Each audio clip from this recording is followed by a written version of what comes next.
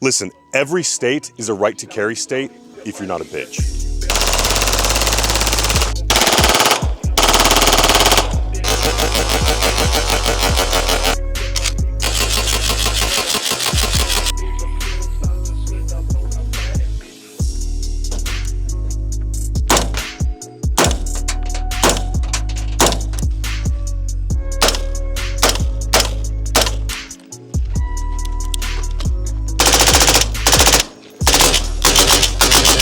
0 training value. Just all gas, no brakes. It's a little guy.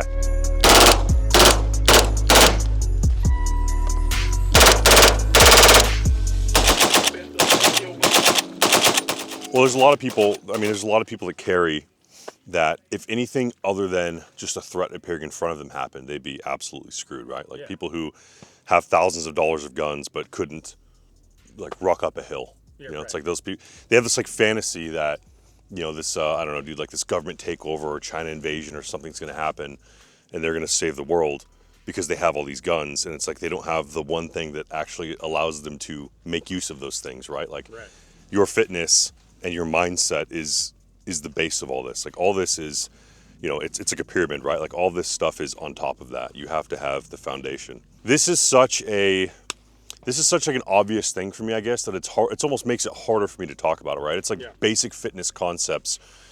Like I had a new client the other day, and we were talking about like what he had been doing for his training program, and he was like, "Well, I'll go hit like some bicep curls, and then I'll go hit my barbell rows." And to me, I was like, "Why would you do bicep curls and tie out your arm before you do a heavy row? Because then you can't row as much. Doesn't it make more sense to do like the heavy thing and then the light thing?" And he was like, "Oh man, I never thought of that before."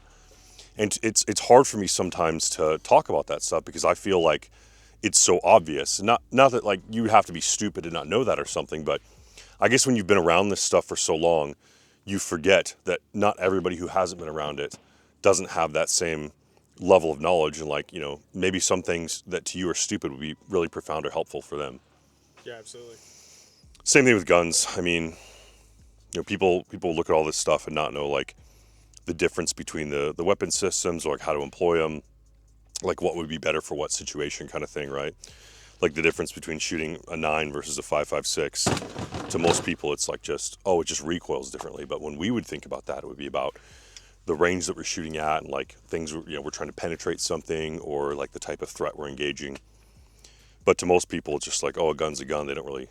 That doesn't really like register. Well, I think a lot of people too don't realize that shooting is a perishable skill, and if you don't get out there and train and shoot and dry fire, and I don't think you have to do it a crazy amount. I think a lot of people think, when they hear people like us saying, "Hey, go and dry fire or go and shoot," like we're not saying spend 5 hours a day every day dry firing. It's just maintain that level of proficiency, get out, shoot 100 rounds a month, dude. Go to your local indoor range, shoot the gun you carry, dry fire.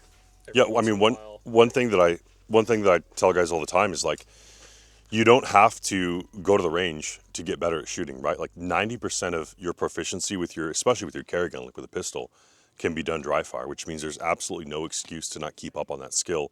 It's literally just laziness. Like you could work that into your daily routine so that it's as much of a habit as like getting up in the morning and brushing your teeth, right? Just like something you do before you leave the house. And even if it's just 1 or 2 reps, that's then going to like ingrain that movement pattern. You keep doing that over and over, and then you don't lose it. Dude, like the first ever like fire that I was on, like I'd done training fires and stuff all the time where my bottle lasted like, 30 minutes of me like doing work.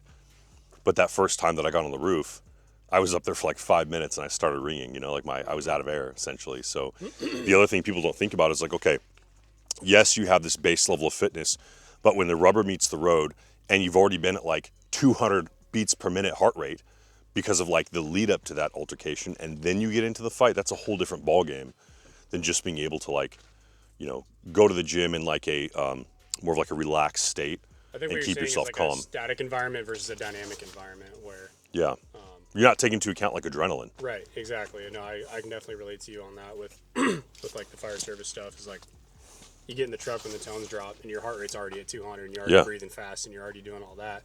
You equate that to a self-defense situation, and like the stuff that you were training in your static environment on the flat range, heart rate at 70, 80, it's not the same physically on your body as, when you're actually put into a real life situation.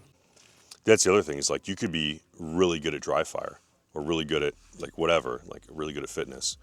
But when you're in an actual real world situation and now like your hands don't work, like you lose those fine motor skills, like, if you only trained to 50% and now you're in a real situation, now you have like 25% ability, that's much worse than like if you trained a lot and trained really efficiently and you have 100% ability and now you're down to 75, right? So people got to realize that, like you said, there's a big difference between training in the real world.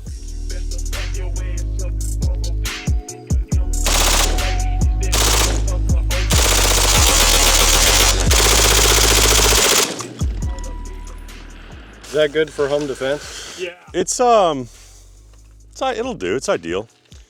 Yeah, it just depends like what part of town you're in. Yeah, it's really good if the assailant's in your neighbor's house and you're in your bedroom and you shoot through your house, through your neighbor's house, and then get the assailant. A little bit worried about this piece. I think I can handle it. We'll see. Ugh. Whew. Oh, okay. Not as cool as us. Competition.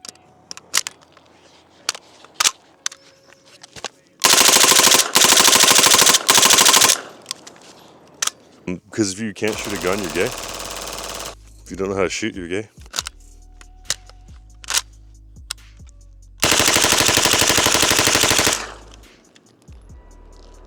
Got a little squirrely.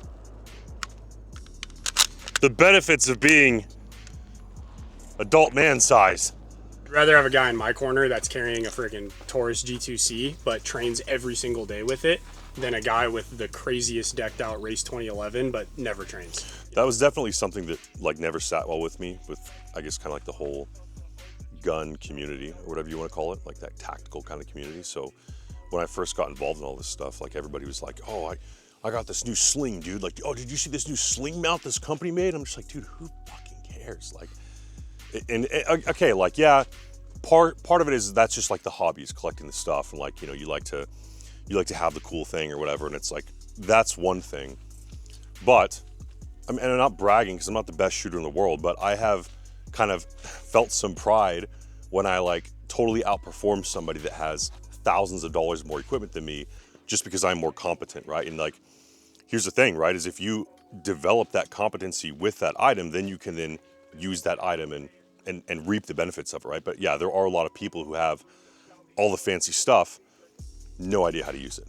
Right, exactly. First of all, what are the chances of you like getting caught with this weapon? If you're like a regular law-abiding citizen, like you're probably not just gonna get patted down in the street. And then you gotta think about like the cost to benefit, okay? Like if I'm in a life or death situation where I need that gun, I would much rather use the gun and then like go to jail for it than die or let one of my family members die. Like I just couldn't imagine being in a situation where I don't have the means to protect my loved ones. So like if I'm going out with, my family, I'm always going to be armed no matter what. Because like just playing that scenario in my head of like there's something happening, like there's a shooter, and like my answer to my wife and kids is like, well, I guess we'll just hide and like hope this guy doesn't come kill us. Like I never want that to be the answer. And I couldn't imagine having to tell them that because I was too much of a wuss to like do something that some fat politician that has armed security told me I couldn't do. So everywhere I go, I'm gonna be armed. This is not an admission of guilt. This is all satire, and it's for entertainment purposes, and it is not legal advice. Carry at the post office.